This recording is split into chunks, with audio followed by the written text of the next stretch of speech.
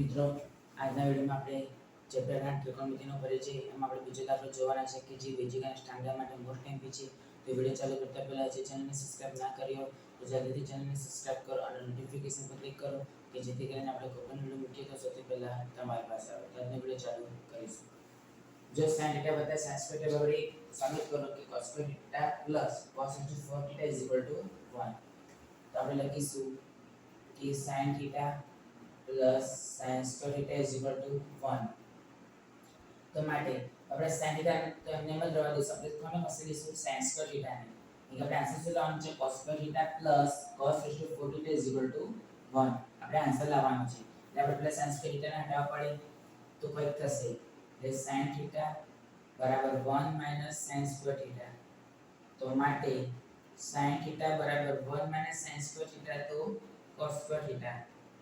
હવે શું કરવાનું બંને બાજુ વર્ગ કરતા શું કરવાનું જો બંને બાજુ વર્ગ કરે તો sin સ્ક્વેર થીટા થઈ જાય અને શું થઈ જાય cos 4 થીટા. આપણે લખીશું કે બંને બાજુ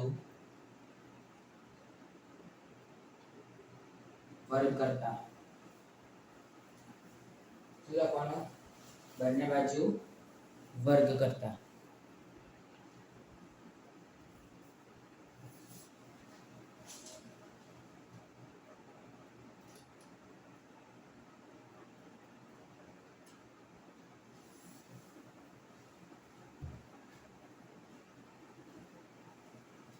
चलो બંને બાજુ વર્ગ કરતા તો શું આવે તો માટે sin સ્ક્વેર થીટા બરાબર cos 4 થીટા.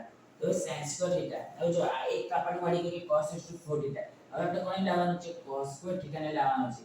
તો cos સ્ક્વેર થીટા ને લાવવા માટે શું કરવું પડે તો sin સ્ક્વેર થીટા ની જગ્યાએ શું લખવાનું 1 cos square theta. 1 cos square theta is equal to cos 4 theta.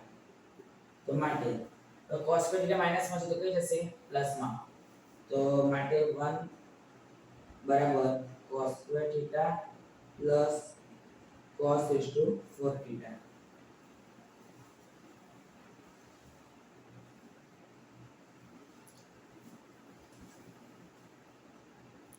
તો આપણે લખીશું કે માટે